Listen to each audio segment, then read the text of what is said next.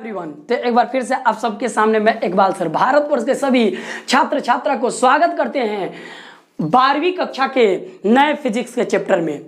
कहने का मतलब कि फिजिक्स हम पढ़ेंगे 12वीं कक्षा का, यानी हिंदी मीडियम के जो भी बच्चे हैं एकदम ना घबराएं, क्योंकि हम इकबाल सर अच्छे कंटेंट के साथ में आप लोग को प्रोसीड करने वाले हैं।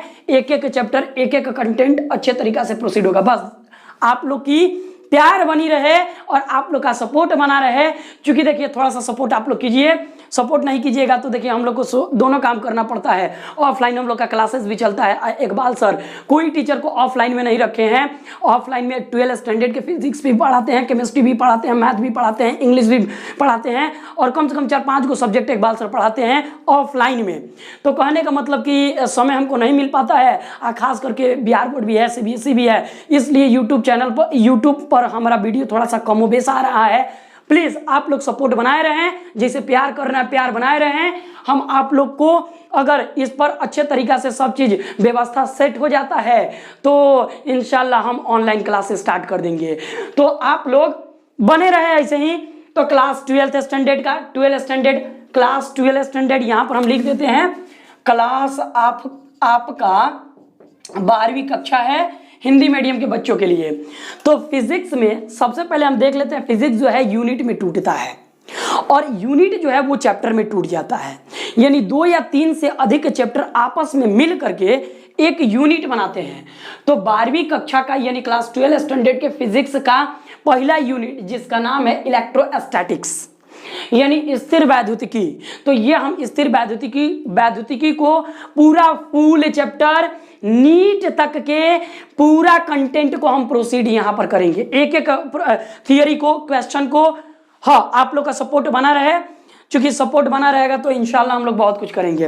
देखिए हम बिना बात किए चलते हैं डायरेक्ट टॉपिक पर। तो ये इलेक्ट्रोस्टैटिक्स हमारा जो ये एक हमारा यूनिट है और एक यूनिट मैंने बोला कि अभी जब एक यूनिट टूटेगा तो बहुत सारे चैप्टर में कन्वर्ट होता है, बहुत सारे चैप्टर बनते हैं। तो ये स्थिर की एक इकाई है जिस इकाई में कम से कम 2 चैप्टर आ जाते हैं, पूरा फुल चैप्टर। पहला चैप्टर का नाम क्या है? वैद्युत क्षेत्र और वैद्युत विभव। पहला चैप्टर का नाम वैद्युत क्षेत्र और वैद्युत विभव। दूसरा का चैप्टर का नाम क्या है? वैद्युत फ्लक्स। तो इसमें हम दोनों पढ़ेंगे, वैद्युत क्षेत्र भी पढ़ेंगे, वैद्युत क्षेत्र और वैद्युत विभव, और दूसरा का आपका यूनिट हम पढ़ेंगे वैद्युत फ्लक्स। यानी स्थिर वैद्युतिकी में 2 चैप्टर आ जाते हैं, तो वो दोनों चैप्टर को हम कवर करेंगे। तो आइए हम समझते हैं स्थिर वैद्युतिकी में इसका मतलब क्या है। सबसे पहले बाबू, स्थिर वैद्युतिकी में हम आवेश के बारे में पढ़ते हैं। किसके बारे में? आवेश के बारे में पढ़ते हैं। और आवेश जो होना चाहिए वो आवेश रुका हुआ होना चाहिए। मतलब स्थिर का मतलब आप पहले ही देख लीजिए, स्थिर का मतलब क्या होता है? रुका हुआ होना, स्टेशनरी पोजीशन पर होना, यानी रुका हुआ होना, रुका हुआ। आवेश जो है हमारा वो रुका हुआ है। अब वैद्युतिकी का मतलब क्या होता है? इसका मतलब आवेश होता है, आवेश। तो समझ लीजिए ये पूरा चैप्टर का अगर डेफिनेशन आप दीजिएगा तो इस प्रकार से दे सकते हैं कि एक ऐसा फिजिक्स का शाखा जिसमें केवल आवेशों को रुके हुए अवस्था के बारे में यदि अध्ययन किया जाएगा तो उस पूरे वैद्युतिकी का यदि आप परिभाषा देंगे बाबू, तो एक ऐसा फिजिक्स का एक ऐसा शाखा जिस शाखा में आवेश रुका हुआ यदि प्रतीत होता है तो उस पूरे अध्याय को हम बोलते हैं स्थिर वैद्युतिकी। यानी स्थिर वैद्युतिकी इलेक्ट्रोस्टैटिक जो चैप्टर है फिजिक्स का, इसमें बाबू हम लोग पढ़ेंगे आवेश के बारे में। जो आवेश रुका हुआ है, आवेश के रुके हुए अवस्था के बारे में, उसके फीचर यानी उसके भौतिक गुण के बारे में, और वो किस प्रकार से वैद्युत क्षेत्र जनरेट करता है, किस प्रकार से वैद्युत क्षेत्र उत्पन्न करता है, उसके बारे में हम पढ़ेंगे। तो आइए सबसे पहले हम आवेश को यहाँ पर थोड़ा सा डिफाइन करने की कोशिश करेंगे। देखिए कुछ ऐसे टॉपिक हैं, कुछ ऐसे छोटे छोटे पॉइंट हैं जो हम डेफिनेशन नहीं देंगे, वो आप लोग को यूं लिख लेना पड़ेगा। क्योंकि देखिए बोल दे रहे हैं आप आवेश का परिभाषा लिख लीजिए। आवेश को सबसे पहले आवेश का परिभाषा आप दीजिएगा कि आवेश, आप 10 स्टैंडर्ड में भी पढ़े हैं आवेश को। आवेश कोई बड़ा टॉपिक नहीं है, क्योंकि इसको हम अच्छे तरीका से एकदम खूब बढ़िया से परिभाषित करें लिख लिख करके, तो ये पॉसिबल नहीं है। आप लोग लिख लीजिएगा, मैं बोल दे रहा हूं। तो आवेश किसी पदार्थ का वो आंतरिक गुण है जो या तो वैद्युत क्षेत्र उत्पन्न करता है और नहीं तो वैद्युत क्षेत्र उत्पन्न करने की प्रवृत्ति रखता है, और साथ साथ यह चुंबकीय क्षेत्र या विद्युत धारा उत्पन्न करता है या उत्पन्न करने की प्रवृत्ति रखता है। सिंपल सा चीज, किसी भी पदार्थ के वह आंतरिक गुण जो वैद्युत क्षेत्र या चुंबकीय क्षेत्र उत्पन्न करता है या उत्पन्न करने की प्रवृत्ति रखता है, तो उसको बोल दिया जाएगा कि वैद्युत आवेश बोला जा सकता है। अब देखिए इसमें मैंने वैद्युत क्षेत्र बोला है, संभाल करके बोलना है, क्योंकि यही आवेश वैद्युत क्षेत्र भी देगा और यही आवेश चुंबकीय क्षेत्र भी देगा और यही आवेश चुंबकीय क्षेत्र के साथ साथ चुंबकीय तरंग भी देगा। तो ये वैद्युत आवेश कब चुंबकीय क्षेत्र देगा, कब वैद्युत क्षेत्र देगा और साथ साथ कब चुंबकीय तरंग देगा, इसके बारे में हम अध्ययन करेंगे। फिलहाल हम चलते हैं डायरेक्ट इस आवेश के। तो आप लोग क्या समझे कि एक ऐसा इकाई जिसमें स्थिर वैद्युतिकी के बारे में बात किया जाए तो उसमें आवेश का होगा बाबू, रुका हुआ होगा। यह तो बात आप लोग अच्छे तरीका से समझ चुकी हैं। चलिए अब आवेश के बारे में हम अच्छे तरीका से अध्ययन करते हैं। तो सबसे पहले हमारा प्रश्न यह उठेगा बाबू कि जो वैद्युत आवेश है उस वैद्युत आवेश का उत्पन्न हुआ कैसे, यानी वैद्युत आवेश कैसे उत्पन्न होता है। और इसका परिभाषा तो हम लोग देख लिए, परिभाषा आप लोग कोई भी छोटा मोटा बुक से लेकर के आप देख सकते हैं या परिभाषा लिख लीजिएगा, कोई बड़ा टॉपिक नहीं है। तो वैद्युत आवेश को किससे रिप्रेजेंट करते हैं, क्यू से। चलिए हम पढ़ते हैं। जिसमें आवेश रुका हुआ है उसको हम क्या करेंगे, वह इकाई जिसमें वैद्युत आवेश रुका हुआ है उस अध्याय को कहा जाता है स्थिर वैद्युतिकी। मतलब स्थिर का मतलब होता है रुका हुआ और वैद्युतिकी का मतलब होता है आवेश। जिसमें आवेश रुका हुआ है वह अध्याय या वह इकाई आपको स्थिर वैद्युतिकी कहलाएगी। तो स्थिर वैद्युतिकी में सबसे पहले हम लोग वैद्युत क्षेत्र पढ़ेंगे और उसके बाद से वैद्युत विभव पढ़ेंगे और तब जाकर के हम इसी में देखेंगे वैद्युत फ्लक्स। तो वैद्युत फ्लक्स के बहुत सारा क्वेश्चन आ जाता है बोर्ड में, डायरेक्ट थ्योरी बेस निकाल लिया जाता है। तो आइए हम डायरेक्ट आवेश के ऊपर चल रहे हैं। वैद्युत आवेश, वैद्युत आवेश, आवेश। तो वैद्युत आवेश ये एक टॉपिक आप लोग लगा सकते हैं और वैद्युत आवेश टॉपिक लगा करके इसको सबसे पहले लिख लें कि बाबू इसको रिप्रेजेंट किससे किया जाता है, तो क्यू से रिप्रेजेंट किया जाता है। तो वैद्युत आवेश को क्यू से रिप्रेजेंट किया जाता है, यानी किसी भी पदार्थ का वह गुण जो वैद्युत क्षेत्र उत्पन्न करता है नहीं तो उत्पन्न करने की प्रवृत्ति रखता है, जो चुंबकीय क्षेत्र उत्पन्न करने की प्रवृत्ति रखता है नहीं तो चुंबकीय क्षेत्र उत्पन्न करता है, तो उस आंतरिक गुण को बोलेंगे क्या, वैद्युत आवेश। देखिए वैद्युत आवेश जो है ना बेटा, एक पदार्थ का आंतरिक गुण माना जाता है। थोड़ा ध्यान दीजिएगा क्योंकि 90% जो होता है ना कंसेप्ट गलत पढ़ाया जाता है, इस बात को ध्यान में रखिएगा।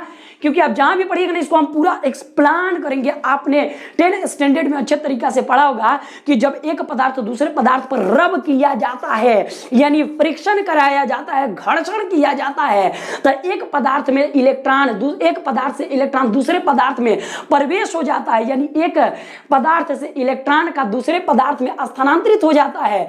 तो जिस पदार्थ से आवेश निकलता है अतः उस पर पॉजिटिव यानी धन आवेश उत्पन्न हो जाता है, और जिस पदार्थ में इलेक्ट्रॉन आता है, स्थानांतरित होता है, उस पर ऋण आवेश उत्पन्न हो जाता है। तो हम इस ये फिनोमेना आप लोग अच्छे तरीके से पढ़ चुके हैं, इसका व्युत्पन्न भी हम पढ़ेंगे। लेकिन आवेश का 90% कंसेप्ट जो होता है वो गलत पढ़ाया जाता है। आप यूं समझ लीजिए कि मैंने क्या बोला है, आवेश जो है किसी पदार्थ का क्या है बाबू, आंतरिक गुण है। इस चीज को ध्यान में रखिएगा, क्या है, आंतरिक पदार्थ का, पदार्थ का आंतरिक गुण माना जाता है, यानी पदार्थ का आंतरिक गुण है। ये आंतरिक गुण का मतलब थोड़ा समझिएगा, बढ़िया तरीके से समझिएगा बाबू। देखिए एनालॉजी में हम थोड़ा सा कुछ भी बोल सकते हैं, लेकिन उसको बुरा नहीं मानना है, एनालॉजी के अकॉर्डिंग हम बोल रहे हैं। आंतरिक गुण का मतलब क्या होता है? एक बाल सर, एक मनुष्य है, तो मनुष्य में दो जाति पाई जाती है, एक तो नर जाति होती है, दूसरी मादा जाति होती है। तो कहने का मतलब नर जाति का कुछ अलग फीचर होता है, कैरेक्टर होता है, और मादा जाति का कुछ अलग फीचर और कैरेक्टर होता है। तो ऐसा ही आवेश जो है ना, आवेश कोई कण नहीं है, आवेश एक कण का गुण है। कहने का मतलब कि हम मनुष्य का गुण माना जाता है कि हम भोजन करते हैं, खाना है, मनुष्य खाना खाते हैं, सांस लेते हैं, और भी नित्य क्रियाक्रम करते हैं, यानी कहने का मतलब तो श्वसन की क्रिया करते हैं, पोषण की क्रिया करते हैं, न्यूट्रिशन की क्रिया, मतलब ये सारी क्रिया करते हैं, उत्सर्जन की क्रिया करते हैं। तो यह मनुष्य का क्या होता है? आंतरिक गुण माना जाता है। क्योंकि जानते हैं बाबू, यह आवेश भी एक प्रकार के कण का, किसका बाबू? पदार्थ के कण का, कण का ये आवेश जो है ना बाबू, ये आवेश जो है, आवेश कण का आंतरिक गुण माना जाता है, आंतरिक गुण माना जाता है, यानी आवेश कण नहीं है, आवेश एक गुण है, गुण गुण गुण गुण गुण गुण गुण, यानी आवेश एक लक्षण का नाम है, कण का नाम नहीं है। इसका मतलब ना आवेश कहां पर संभव होगा, तो हम इसके बारे में भी अध्ययन करेंगे। आवेश वहां पर संभव होगा जो द्रव्यमान वस्तुएं हैं, यानी जो द्रव्यमान वस्तु हैं उस पर आवेश मौजूद होगा, आवेश उस पर होगा। यदि द्रव्यमान वस्तु नहीं है तो उस पर आवेश नहीं होगा, बात ध्यान में रखिएगा। तो कहने का मतलब एक ऐसा जगह का नाम आप हमको बताइए जिस जगह पर आवेश बिल्कुल होबे नहीं करेगा। इसका मतलब हम डायरेक्ट एक नोट लिखवाएंगे, हम कुछ ही देर में, कुछ ही क्षण में एक नोट लिखवाएंगे कि द्रव्यमान वस्तु पर ही आवेश गुण होता है। यदि द्रव्यमान वस्तु ना हो तो उस पर गुणे नहीं होगा, उसका कोनो गुणे नहीं होगा। तो मैंने बोला कि मनुष्य का गुण माना जाता है कि मनुष्य खाना खाता है, पोषण करता है, सांस लेता है, उत्सर्जन करता है, हंसता है, कभी कभी वह मनोरंजन के लिए गाना भी गाता है। ये सब गुण है, मनुष्य का गुण है। तो जैसे ये गुण माना जाता है, तो मैंने बताया था बेटा कि ये आंतरिक गुण होता है। तो ये तो क्लियर हो गया सबको कि कण का आंतरिक गुण होता है। इस पर बहुत ज्यादा हम डिस्कस करेंगे, वैद्युत आवेश पर बहुत डीपली हम लोग क्या करने वाले हैं, स्टडी करने वाले हैं, एनालिसिस करने वाले हैं। क्योंकि आवेश जो है ना उतना आसान चीज नहीं है।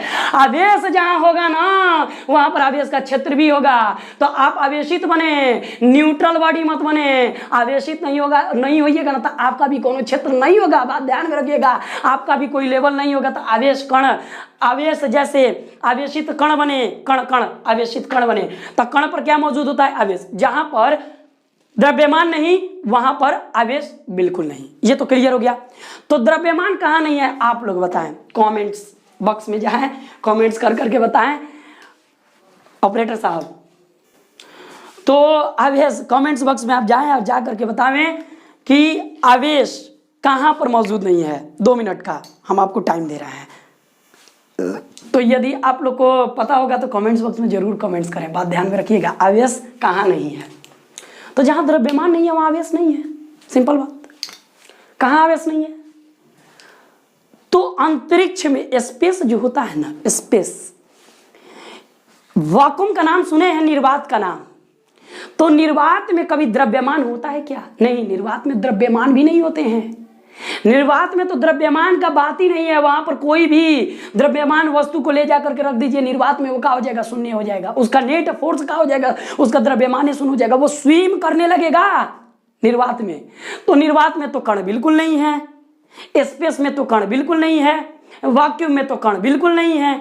तो जब वैक्यूम में कणे नहीं है, द्रव्यमाने नहीं है, तो द्रव्यमान वस्तुएं नहीं है, कणे नहीं है, तो उसका गुण कैसा है? समझे नहीं समझे? कहने का मतलब कि जब कणे नहीं है निर्वात में तो वहां पर आवेश नहीं है। आइए हम इसको डीपली पढ़ते हैं। तो अब तो समझ आ गया ना आवेश आवेश के बारे में हम थोड़ा सा डिस्कस करते हैं। आवेश की उत्पत्ति कैसे होती है, आप टेंशन ना लेंगे, एक एक चीज को पीडीएफ फॉर्म में देखिए, कंसेप्ट हम बिल्ड कर रहे हैं आपके लिए, कंसेप्ट बिल्ड कर रहे हैं जहां हमको इंपॉर्टेंट लगेगा कि यहाँ पर थ्योरी बेस्ड डेफिनेशन एकदम दे देना चाहिए तो हम डेफिनेशन दे देंगे। क्योंकि अब देखिए छोटा मोटा डेफिनेशन आपके पेपर में आने वाला नहीं है, वो तो कंसेप्ट है, तो आप नॉर्मल याद कर लें। और यदि आप चाहते हैं कि याद नहीं कर सकते तो आप उसको पेन नोटबुक लेकर के बैठे और लेकर के लिख लें, सिंपल, क्या दिक्कत है। तो छोटे छोटे आर्टिकल वो हम नहीं लिख पाएंगे, बात ध्यान में रखिए। आवेश, चलिए हम आवेश 10 स्टैंडर्ड में लेकर के चलते, थोड़ा केमिस्ट्री का यहाँ पर हम उपयोग करेंगे, क्योंकि जानते हैं बेटा क्या होता है केमिस्ट्री का। देखिए केमिस्ट्री का प्रयोग हम इसलिए करेंगे क्योंकि आवेश तो केमिस्ट्री से मतलब केमिस्ट्री से आयन आता है और आयन को आवेश बोल दिया जाता है फिजिक्स में। तो यह केमिस्ट्री से कोई कहीं ना कहीं टॉपिक लिया गया है। चलिए हम केमिस्ट्री की तरफ थोड़ा चलते हैं। आवेश का उत्पन्न कैसे होता है पहले तो समझ ले। आवेश कितने प्रकार के होते हैं, तो आवेश 2 प्रकार के होते हैं, एक धनात्मक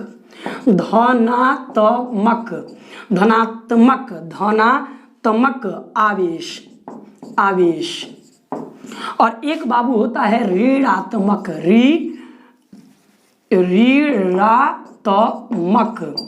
आवेश।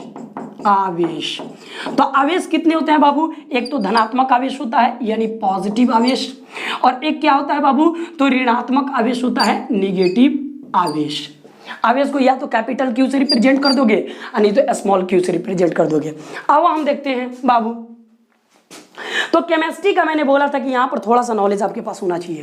प्रश्न हमारा क्या है कि आवेश उत्पन्न कैसे होते हैं, आवेश उत्पन्न कैसे होते हैं। तो इसके बारे में अभी तो आवेश के बारे में हम पढ़ रहे हैं, डीपली पढ़ते चलते हैं। अभी छोटा मोटा नॉर्मल समझिए कि डेमो क्लास है, उसके बाद से सेशन वाइज आप लोग को एक एक चीज आवेश के पूरा पीडीएफ ओडीएफ सब दे दिया जाएगा, टेंशन ना लें। तो कहने का मतलब कि इसमें धनात्मक आवेश और ऋणात्मक आवेश क्या है, एक आंतरिक गुण है, द्रव्यमान नहीं है। आवेश क्या द्रव्यमान है, द्रव्यमान है। आवेश में क्या द्रव्यमान है, नहीं। आवेश एक गुण है, गुण। यह द्रव्यमान वस्तु का गुण है। एक बाल सर मनुष्य है तो इनका गुण क्या है, खाना क्या गुण है, नहीं, खाना गुण नहीं है, खाना गुण है, नहीं समझे, खाना गुण है। तो इसीलिए आवेश एक प्रकार का गुण है। वो कौन सा गुण है, जिसे लड़का के अंदर गुण होता है कि वो लड़की की ओर तक झांक थोड़ा सा करिए देता है। लड़की का प्रॉपर्टी माना जाता है, गुण माना जाता है कि वो लड़का की तरफ आकर्षित होती है। तो यह एक प्रकार का आकर्षण या विकर्षण एक प्रकार का गुण है। तो यह आवेश किसका नाम है, तो आंतरिक गुण का नाम है। बार बार वही चीज वो बोल रहे हैं। चलिए आवेश की उत्पत्ति कैसे किया जाता है, आवेश की उत्पत्ति कैसे होती है हम देखते हैं। तो देखिए आप पहले काम कीजिए, एक ऑब्जेक्ट को, एक वस्तु को यदि दूसरी वस्तु से आप जब परीक्षण करते हैं, रगड़ते हैं, तो एक वस्तु से इलेक्ट्रॉन का स्थानांतरण दूसरे वस्तु में हो जाता है। क्योंकि जिस वस्तु से इलेक्ट्रॉन का स्थानांतरण होता है, तो जिस वस्तु से इलेक्ट्रॉन निकलता है वह धनावेशित हो जाता है, और जिसमें समा जाता है निकल करके वो ऋणावेशित हो जाता है। इसका क्या मतलब समझिएगा। मतलब ये है कि एक वस्तु है, गोला है, ये न्यूट्रल केस में है। तो न्यूट्रल केस में जितना प्लस है उतना माइनस है, जितना प्लस है उतना माइनस है, जितना प्लस है उतना माइनस है, जितना प्लस है उतना माइनस है, जितना प्लस है उतना माइनस है। उदासीन वस्तु का मतलब यही होता है। क्योंकि एक और उदासीन वस्तु आप ले लें, इसको ना हम बड़ी बारीकी तरीका से पढ़ाएंगे, क्योंकि जानते हैं बाबू इसका कॉन्सेप्टवा समझ जल्दी नहीं आता है। तो समझाने के लिए ना एक ना 75 गो एनालॉजी लेंगे, और जब तक सरवा को तोड़ेंगे नहीं ससुरा को छोड़ेंगे नहीं। मतलब समझे, एक सकारात्मक जिद होना चाहिए कि हाँ definitely we will have to do, किसी हाल में ये हमको अचीव कर लेना है तो कर लेना है। मान लीजिए कि एक वस्तु है आपके पास ए और एक वस्तु है आपके पास बी, ये उदासीन वस्तु है, उदासीन वस्तु है, और एक और उदासीन वस्तु लेते हैं। तो जितना प्लस होगा उतना माइनस होगा, जितना प्लस होगा उतना माइनस होगा, जितना धनात्मक आवेश उतना ऋणात्मक, जितना प्लस उतना माइनस, जितना प्लस उतना माइनस, आप लोग को पता है। यानी एक वस्तु ए और दूसरा का वस्तु बी, ये भी उदासीन ये भी उदासीन, अब दोनों को रगड़ते हैं एकदम पूरा फ्रिक्शन करते हैं। तो जब रगड़िएगा ना बाबू, तो एक वस्तु में से इलेक्ट्रॉन निकल करके दूसरे वस्तु में चला जाएगा, एक वस्तु से इलेक्ट्रॉन निकल करके दूसरे वस्तु में चला जाएगा।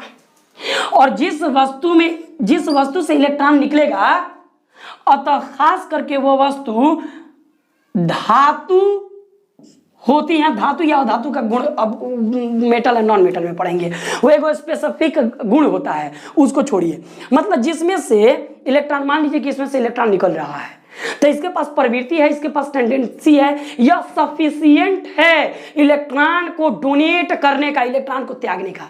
तो मान लीजिए कि इसके पास एक इलेक्ट्रॉन निकाल दिया, तो ये इलेक्ट्रॉन डोनर है ना, इसमें से इलेक्ट्रॉन निकल रहे हैं, तो ये वस्तु धन आवेशित हो जाएगी, धन आवेशित हो जाएगी ये वस्तु। और जिसमें इलेक्ट्रॉन प्रवेश करेगा वह ऋण आवेशित हो जाएगी, ऋणावेशित हो जाएगी। बात क्या समझे आप? जिस वस्तु से इलेक्ट्रॉन निकलता है, तो जो वस्तु इलेक्ट्रॉन निकालता है, डोनेट करता है, उसको क्या कहते हैं बाबू? वह धन आवेशित वस्तु कहलाती हैं। चूंकि जिस वस्तु में इलेक्ट्रॉन का ग्रहण होता है, जो इलेक्ट्रॉन ग्रहण करती हैं, वह वस्तु ऋण आवेशित हो जाती हैं। इसको आइए और डीपली एग्जाम्पल से हम पढ़ते हैं। तो आई होप कि आप लोग को इतना कुछ समझ आया होगा। पहले जल्दी छापिए तो इसको आगे हम बढ़ते हैं। चलिए बाबू, तो एग्जाम्पल हम अदर एग्जाम्पल के द्वारा दूसरा एग्जाम्पल लेकर के चेक करते हैं कि धन आवेश कैसे बिल्ड हुआ और ऋण आवेश कैसे बिल्ड हुआ। मैंने बोला था कि केमिस्ट्री का थोड़ा सा यूज हम करेंगे। क्योंकि देखिए बाबू, एक बात ध्यान में रखिएगा, आप लोग टेंशन ना लीजिएगा, सबका इसका आवेश का भी हम डेफिनेशन सबका लिख देंगे।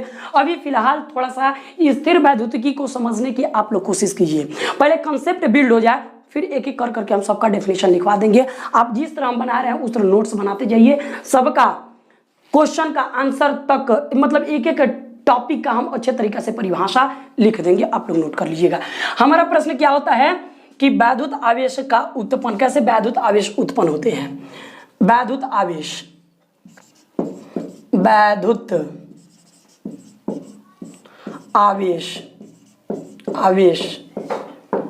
मतलब उत्पन्न, इसका देख रहे हैं, उत्पन्न वैद्युत आवेश का उत्पन्न हम देख रहे हैं कि वैद्युत आवेश उत्पन्न कैसे हो जाता है, धन आवेशित कैसे हो जाता है, ऋण आवेशित कैसे हो जाता है। अभी याद रखिएगा, हमारा एक प्रश्न था, वो प्रश्न क्या था? तो प्रश्न यह था बाबू कि बिना द्रव्यमान के आवेश का कोनो मतलब नहीं होता है। अभी आवेश के बारे में आप कुछ नहीं जानते हैं। वैद्युत आवेश क्या है, इस आवेश का मतलब आप कुछ नहीं जानते हैं। अभी इसका मतलब बहुत डीपली इसको हम लोग पढ़ेंगे। यानी कहने का मतलब कि द्रव्यमान के बिना आवेश नहीं है, जहां पर द्रव्यमान नहीं है वहां पर आवेश का कोनो मतलब नहीं है। एक एक चीज को एनालिसिस करके तोड़ करके हम पढ़ेंगे। हर वीडियो लेक्चर तो थोड़ा लंबा होगा। आप देखिए, कहने का मतलब कि आप लोग सपोर्ट कीजिए हमको कि हम ऑनलाइन के थ्रू स्टेबल हो जाएं। तो जब ऑनलाइन में हम पूरा का पूरा स्टेबल हो जाएंगे तो आप लोग को पूरा, आप लोग के लिए रात दिन एक कर देंगे, हम रात दिन एक कर देंगे आप लोग के लिए। लेकिन हाँ, थोड़ा सा अभी जानते हैं हम लोग, हमको क्या है कि देखिए, हम इकबाल सर अकेले अपने ऑफलाइन संस्था भी चलाते हैं और ऑनलाइन भी संस्था चलाते हैं। क्योंकि ऑफलाइन संस्था नहीं चलेगा तो हमको पैसा कहीं से आने का कोई हमारे पास प्लेटफॉर्म ही नहीं है। तो चूंकि जब पैसा आने का प्लेटफॉर्म ही नहीं है तो कहने का मतलब अभी संघर्ष बहुत ज़्यादा है। तो आप सबसे रिक्वेस्ट है कि आप लोग बाबू क्या करें कि हमको थोड़ा सा मतलब हेल्प करें। क्योंकि आप लोग यदि हेल्प कीजिएगा तो आप लोग के लिए हम एजुकेशन को एकदम आसान बना के दे देंगे और बहुत कम पैसा में आप लोग को एजुकेशन मुफ्त दिया जाएगा। एजुकेशन को एकदम पूरा फ्री कॉस्ट अच्छे तरीक़ा से दिया जाएगा। जब तक हम स्टेबल नहीं होंगे तब तक आपको भी दिक्कत है। तो कहने का मतलब कि हमारा ऑफलाइन क्लास चलता है, आप लोग प्लीज़ सपोर्ट कीजिए, मजा आएगा। तो हम लोग का क्या प्रश्न यही उठा था कि उत्पन्न आवेश जो होता है, वैद्युत आवेश उत्पन्न कैसे होता है, इसका व्युत्पन्न कैसे होता है, उत्पन्न। चलिए एक बात ध्यान में रखिएगा, मैंने बताया था लड़का कभी भी क्या करता है, इलेक्ट्रॉन डोनर होता है। लड़की कभी भी क्या करती है बेटा, इलेक्ट्रॉन एक्सेप्टर होता है, यानी इलेक्ट्रॉन को एक्सेप्ट करते हैं। बात समझ आ रहा है ना बाबू? समझ आ रहा होगा, समझ आ रहा है बाबू। देखिए कहने का मतलब क्या, लड़का और लड़की का फीचर अलग अलग है कि नहीं हो। लड़का के अंदर प्रजनन करने का जो कोशिका है अलग पाया जाता है, लड़की के प्रजनन कोशिका जो होता है वो अलग पाया जाता है। दोनों के बॉडी के स्ट्रक्चर भी बहुत भी अलग अलग हैं। तो लड़का लड़की में बहुत आसमान जमीन का फर्क है। ऐसा ही एक धन आवेशित वस्तु में और ऋण आवेशित वस्तु में आसमान जमीन का फर्क है। यदि धन आवेशित वस्तु को हम लड़का मानते हैं तो ऋण आवेशित वस्तु अपने आप लड़की साबित होती है। क्योंकि कैसे, जिस तरह लड़का लड़की में लविंग का प्रोसेस होता है, यानी अट्रैक्शन होता है, एक लड़का को किसी तरह, उसका नेचर है, एक बात ध्यान में रखिएगा, एक लड़का को लाख आप समझा दीजिए कि आपको प्यार नहीं करना है, वो उसका जानते हैं, सर्टेन एज होता है, यानी 12 से लेकर के और 18 वर्ष के बीच में, उसके बीच में बहुत सारा हार्मोन का सेक्रीशन होता है। और जाहिर सी बात है कि वो हार्मोन से क्या करता है, वो एक प्रकार के लक्षण देता है, द्वितीय लैंगिक लक्षण उत्पन्न हो जाता है। और उससे जाहिर सी बात है कि लड़का लड़की की तरफ का होगा, उसका लक्षण है, लड़कवा का क्या है, लड़कवा का लक्षण है, आंतरिक गुण है कि वो लड़की की तरफ अट्रैक्ट होगा, और लड़कियां का लक्षण है कि वो लड़कवा की तरफ अट्रैक्ट होगी, जब तक कि बाहर के बल उस पर एग्जैक्ट अप्लाई ना किया जाए। इस सब का तरीका हम लोग बताएंगे कि देखिए, दो आपके पास फोर्स है, अगर ये फोर्स कमजोर पड़ जाए और ये स्ट्रांग पड़ जाए तो कहीं ना कहीं आप इसको बिल्ड कर लीजिएगा और इसको छोड़ सकते हैं। जब तक ये नहीं होगा, देखिए आगे हम एग्जाम्पल पर थोड़ा सा देते हैं। तो मैंने क्या बोला कि यह धन आवेशित लड़का अगर मान लिया जाए तो ऋण आवेशित वस्तु का हो जाएगी बाबू, लड़की हो जाएगी। कैसे, थोड़ा देखिएगा, सबका अपना अपना लक्षण है। तो जिस तरह लड़का लड़की एक दूसरे से आकर्षण करता है, जैसे लड़का में प्रतिकर्षण होता है, जैसे लड़की में प्रतिकर्षण होता है, वैसे ही आवेशों के बीच में भी सेम एकदम वही फंडा लागू होता है। यानी आवेश, ये धनावेशित है यानी लड़का है, और ये ऋण आवेशित है लड़की है, तो दोनों में क्या होगा, आकर्षण होगा। कैसे, थोड़ा देखिए उत्पन्न क्या होता है, समझिएगा। मान लीजिए बाबू, मैंने अभी बोला कि आपके पास सोडियम है, मैं बोला था कि केमिस्ट्री में ले जाकर के इसको बिल्ड करेंगे और केमिस्ट्री में ले जाकर के इसको हम समझेंगे। सोडियम का एटॉमिक नंबर कितना होता है, 11। इसके पास 1s हो जाएगा, 2s हो जाएगा, 2p हो जाएगा, 3s हो जाएगा, और इसमें 2 electron, 6 electron, 1 electron. Outer muscle में कितना, आउटर मसल में वैलेंस इलेक्ट्रॉन आपके पास कितना है, तो वैलेंस इलेक्ट्रॉन 1 इलेक्ट्रॉन है, तो 1 इलेक्ट्रॉन है। और तो मैंने आप लोग को कहीं ना कहीं मैंने सिखाया था कि अगर वैलेंस इलेक्ट्रॉन 1, 2 और 3 होगा तो कभी भी इलेक्ट्रॉन को क्या करेगा, इलेक्ट्रॉन को लूज करेगा, इलेक्ट्रॉन को लूज करने का टेंडेंसी पाया जाएगा। अगर यहाँ पर 4 इलेक्ट्रॉन है तो वो टेंडेंसी क्या, स्टीयरिंग का टेंडेंसी माना जाता है, या तो इलेक्ट्रॉन ले भी सकता है, दे भी सकता है। अगर आपके आउटर मसल में कितना इलेक्ट्रॉन हो जाए, 5 इलेक्ट्रॉन हो जाए, 6 इलेक्ट्रॉन हो जाए, 7 इलेक्ट्रॉन हो जाए, तो ये कभी भी क्या करता है बाबू कि इलेक्ट्रॉन को गेन करता है। इलेक्ट्रॉन को ये टेंडेंसी इलेक्ट्रॉन को क्या करता है, गेन करता है। याद रखिएगा, ये खास करके अधातु के केस में पाया जाता है, ये खास करके आपको धातु के केस में पाया जाता है। ये मैंने कहीं ना कहीं केमिस्ट्री के फील्ड में बताया था। मैंने बताया था आप लोग को बाबू, यदि आप अच्छे तरीके से फील कर पाइएगा कि धन आवेशित वस्तु कैसे बनी, ऋण आवेशित वस्तु कैसे बनी, तो केमिस्ट्री का थोड़ा सा प्रयोग हम करेंगे, एनालॉजी का प्रयोग करेंगे। आप लोग को बुरा नहीं लगना चाहिए, क्योंकि जानते हैं बाबू, बिना एनालॉजी के तो टॉपिक के क्लियर नहीं होता है। कंसेप्ट के चक्कर में भागिएगा, क्योंकि कंसेप्ट आपका बिल्ड नहीं होगा ना। देखिए, आसानी से सफलता नहीं मिलती, आसानी से सफलता मिलता भी नहीं है, एक दिन में सफलता मिलती भी नहीं है, एक दिन में कोई सफल किया भी नहीं है। तो आपको समय देना पड़ेगा, क्योंकि समय नहीं दीजिएगा भैया कुछ नहीं होने वाला है। तो खुद लंबा चौड़ा सिलेबस है, पहाड़ जैसा सिलेबस है, तो भैया आप लोग को पूरा फुल टाइम देना पड़ेगा इकबाल सर के साथ में, तभी जाकर के आप फिजिक्स को अच्छे तरीके से फील कर सकते हैं, केमिस्ट्री को अच्छे तरीके से फील कर सकते हैं। तो जब फील करना है, समय तो देना पड़ेगा। ऑपरेटर साहब सही कह रहे हैं ना, हैं? अरे हमारे ऑपरेटर हंस रहे हैं, हंसने दीजिए, क्या दिक्कत है। आइए, तो इसमें कहने का मतलब ये है बाबू कि ये इसके पास टेंडेंसी आउटर मसल में कितना, 1 इलेक्ट्रॉन, ये कभी भी इलेक्ट्रॉन को क्या करेगा, लूज करेगा। तो अभी उदासीन के केस में, उदासीन 1 इलेक्ट्रॉन को लूज करेगा, तो 1 इलेक्ट्रॉन को मान लीजिए कि लॉस कर दिया, 1 इलेक्ट्रॉन लॉस कर दिया, तो इसके पास कहा जाएगा लॉस करने के पहले, ये जो है ना, लॉस करने के पहले है, ये लॉस करने के, अब लॉस करने के बाद, इलेक्ट्रॉन लॉस के बाद, इलेक्ट्रॉन लॉस के बाद, तो लॉस के बाद सोडियम जो है बाबू, इसके पास इलेक्ट्रॉनिक कॉन्फ़िगरेशन आप लिखिएगा तो कितना हो जाएगा, 1s हो जाएगा, 2s हो जाएगा, 2p हो जाएगा और 3s हो जाएगा। इसमें 2 इलेक्ट्रॉन, इसमें 6 इलेक्ट्रॉन, और इसमें तो 0। देखिए 1 इलेक्ट्रॉन को क्या कर दिया है, चूंकि 1 इलेक्ट्रॉन को ये लूज कर दिया है। अब 1 इलेक्ट्रॉन को लूज कर दिया तो इसमें क्या हो जाएगा, 0 हो जाएगा। और तो 1 इलेक्ट्रॉन को लूज करेगा तो इस पर प्लस आ जाएगा। अब प्रश्न यह उठता है कि इस पर प्लस आया कैसे, धनावेशित हो गया।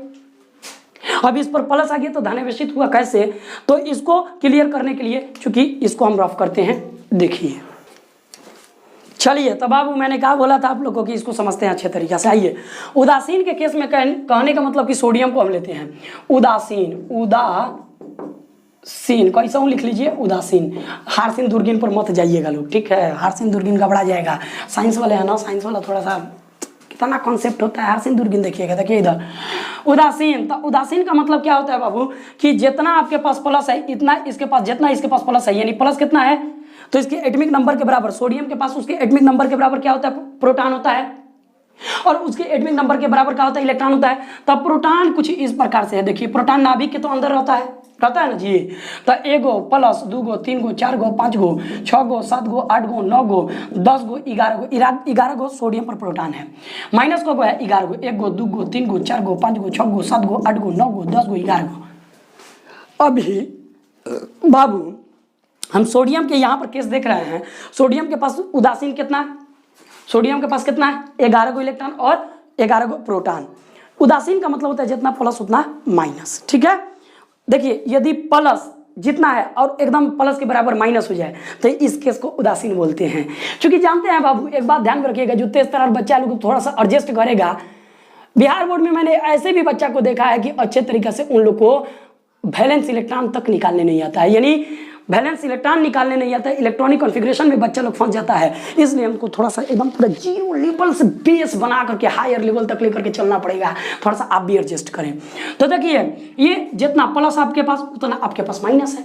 अब सोडियम का कि इसके पास टेंडेंसी है कि इलेक्ट्रॉन को लूज कर देगा, कहीं लूज कर देगा भैया, एक इलेक्ट्रॉन को कहीं मान लीजिए कि खो दिया, एक इलेक्ट्रॉन को क्या कर दिया, लूज कर दिया, लॉस कर दिया, इलेक्ट्रॉन लॉस कर दिया। अब देखिए ये तो लॉस के पहले का है उदासीन केस में। अब लॉस करने के बाद थोड़ा देखिए क्या प्रोटॉन, यदि हम आपसे पूछेंगे तो प्रोटॉन में चेंज हुआ, प्रोटॉन बदला नहीं ना, तो प्रोटॉन अभी भी कितना है, अभी भी प्रोटॉन कितना है 11 ही गो है, 1 गो 2 गो 3 गो 4 गो 5 गो 6 गो 7 गो 8 गो 9 गो 10 गो 11 गो। देखिए सोडियम के पास टेंडेंसी होता है कि वो इलेक्ट्रॉनिक कॉन्फ़िगरेशन में एक इलेक्ट्रॉन को लूज कर देगा, और एक इलेक्ट्रॉन को लूज करेगा तो मान लो कि एक इलेक्ट्रॉन लूज कर दिया तो पहले 11 गो इलेक्ट्रॉन माइनस 11 गो था, एक इलेक्ट्रॉन किसी को दे दिया, बच्चा को इसके पास इलेक्ट्रॉन 10 गो बचा, तो 1 गो 2 गो 3 गो 4 गो 5 गो 6 गो 7 गो 8 गो 9 गो 10 गो इलेक्ट्रॉन बचा। क्या प्रोटॉन में किसी प्रकार का चेंजिंग हुआ, नहीं ना, तो प्रोटॉन में चेंजिंग नहीं हुआ, तो ये मतलब रगड़ाने के बाद रिएक्शन इलेक्ट्रॉन को लॉस करने के बाद, क्योंकि अब देखा जाए लॉस ये सोडियम में कर रहा है, तो लॉस करने के बाद क्या होगा, तो लॉस करने के बाद देखो दोनों में कौन ज्यादा है, माइनस वाला संख्या ज्यादा है या प्लस वाला संख्या ज्यादा है, तो आप कहोगे सर प्लस वाला संख्या ज्यादा है। पूछेंगे कि दोनों में कौन ज्यादा है, तो प्लस वाला ज्यादा है। कितना ज्यादा है प्लस, 1 ज्यादा है सर, इसलिए इसके मुड़िया पर का चढ़ जाएगा, 1 प्लस आ जाएगा। बात समझ आएगी नहीं। इस प्रकार से धन आवेशित यह वस्तु हो गया, यानी सोडियम जो वस्तु हो गया यह हो गया धन आवेशित, धन आवेशित वस्तु हो गया, वस्तु हो गया। बात नहीं समझे, ऐसा ही होता है। मान लीजिए कि एक इलेक्ट्रॉन सोडियम ने कहा कि इसके पास 11 गो इलेक्ट्रॉन था, माइनस 11 गो, प्लस कितना 11 गो, एक इलेक्ट्रॉन को लूज कर दिया, बचा कितना इसके पास इलेक्ट्रॉन, जब एक लूज कर देगा 11 गो था तो बचा कितना इलेक्ट्रॉन, माइनस को बचा 10 गो, प्लस ज्यों का त्यों है। दोनों में कौन ज्यादा है, प्लस वाला ज्यादा है भैया, ये 11 गो है 10 गो, तो प्रोटॉनवा का गो है 11 गो है, ये को है 10 गो है, दोनों में कौन ज्यादा, प्लस वाला ज्यादा। को गो ज्यादा, तो 11 गो में से 10 गो निकाल दोगे तो 1 गो ज्यादा, इसलिए 1 गो इस पर चढ़ जाता है धनावेश। फील हुआ होगा कि नहीं हो, तो आया तो कमेंट्स बॉक्स में कमेंट्स कीजिए ना जी, और सब्सक्राइब कीजिए, शेयर भी कीजिए, क्योंकि जानते हैं ये चैप्टर 12वीं कक्षा का ये जो इलेक्ट्रोस्टैटिक्स है, स्थिर वैद्युतिकी, इसको हम फुल का करेंगे, आप लोग को शेयर कर देंगे, आप लोग को आपके पास कोशिश करेंगे कि डेली एक वीडियो अपलोड कर दें।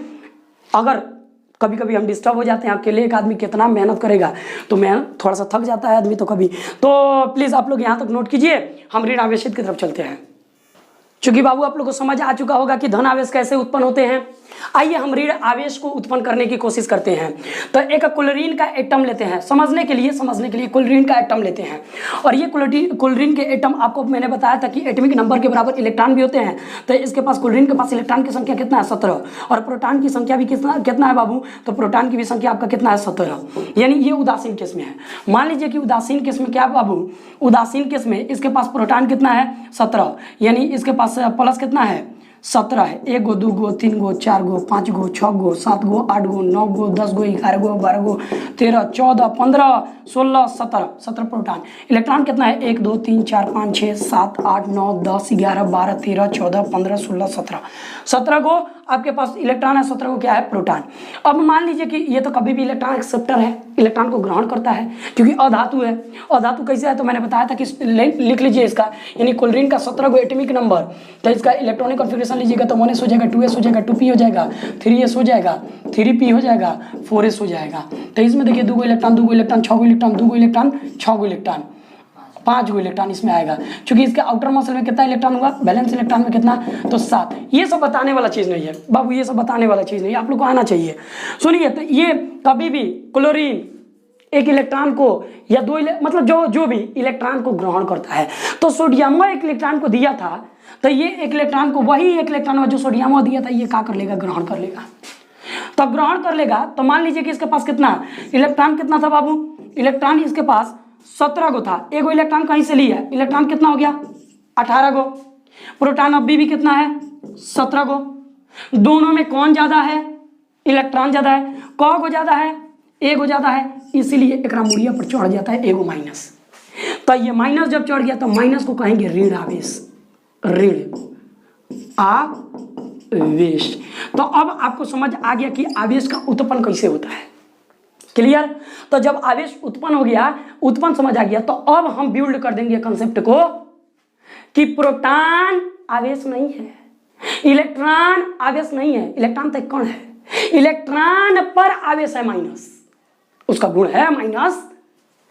प्रोटॉन क्या आवेश है, नहीं, प्रोटॉन एक कण है। प्रोटॉन पर उत्पन्न है क्या, उसका चार्ज, उसका कैरेक्टर क्या है प्रोटॉन का, प्लस। तब प्रोटॉन का गुण क्या हो जाएगा, प्लस, यानी धनावेश। तब प्रोटॉन एक प्रकार का धनावेशित कण है। प्रोटॉन एक कण है, प्रोटॉन आवेश नहीं है, प्रोटॉन आवेश नहीं है, एक कण है। तो कण है, अब इस पर आवेश, इसका गुण क्या है, तो इसका गुण है प्लस। बहुत सारा बुक ई लिख देता है, लेकिन ई पर यहाँ पर प्लस शो कर देगा। तो प्लस शो करेगा ना ई, तो समझ जाइएगा कि प्रोटॉन को शो कर रहा है। तो इस प्रकार से, तो अब देखिए प्रोटॉन या तो प्रोटॉन को इस प्रकार से रिप्रेजेंट कीजिएगा, नहीं तो प्रोटॉन को ई प्रकार लगा दीजिएगा प्लस। अब देखिएगा बाबू, अगर आपको इलेक्ट्रॉन की बात आ रहा है, तो एक बात बताइए, क्या इलेक्ट्रॉन जो है बेटा, वो इलेक्ट्रॉन जो है, इलेक्ट्रॉन क्या एक आवेश है, हम आपसे पूछ रहे हैं। तो क्या जवाब दीजिएगा, कमेंट्स बॉक्स में जाके दीजिए, नहीं। तो इलेक्ट्रॉन जब आवेश नहीं है, तो इलेक्ट्रॉन पर आवेश क्या है, माइनस। बात समझ आया, इलेक्ट्रॉन आवेश नहीं है, इलेक्ट्रॉन एक कण है, इसका गुण क्या है, माइनस। बात समझ आया। तो इस प्रकार से यह धन आवेश उत्पन्न हो गया Q, धन आवेश हो गया ये माइनस, ऋण आवेश हो गया Q। तो अब हम पढ़ेंगे कि कैसे, कहां पर द्रव्यमान, याद रखिएगा इस बात को, जिस वस्तु पर द्रव्यमान होगा उस वस्तु पर आवेश है, उसका गुण है। जिस पर द्रव्यमान नहीं है, उसका आवेश का कोनो मतलब नहीं है। अगला कंसेप्ट बहुत जल्द मिलते हैं आपको वीडियो में। लाइक करें, शेयर करें, सब्सक्राइब करें, और शेयर तो जरूर करें, सब्सक्राइब एक बच्चा कम से कम 10-10 शेयर करे और 10-10 सब्सक्राइब करे। एक बात ध्यान में रखिएगा, हम पूरा फुल कंटेंट आप लोग को एकदम दे देंगे। ये आपका स्थिर वैद्युतिकी जो अभी स्टार्ट किया ना, अब स्थिर वैद्युतिकी पर कंटिन्यू लेक्चर चलेगा। हाँ, बीच बीच में कभी कभी हम मोटिवेट आप लोग को करेंगे। तो प्लीज बने रहे वीडियो के अंत तक, और याद रखें कि लाइक करें, शेयर करें, सब्सक्राइब करें। और बात ध्यान में रखिएगा कि स्थिर वैद्युतिकी का बहुत सारा लेक्चर डालने वाले हैं, तो आप तुरंत इसको देखिए और बच्चों तक शेयर कीजिए। Physics bye Iqbal sir. मिलता है नेक्स्ट वीडियो में। Thank you so much.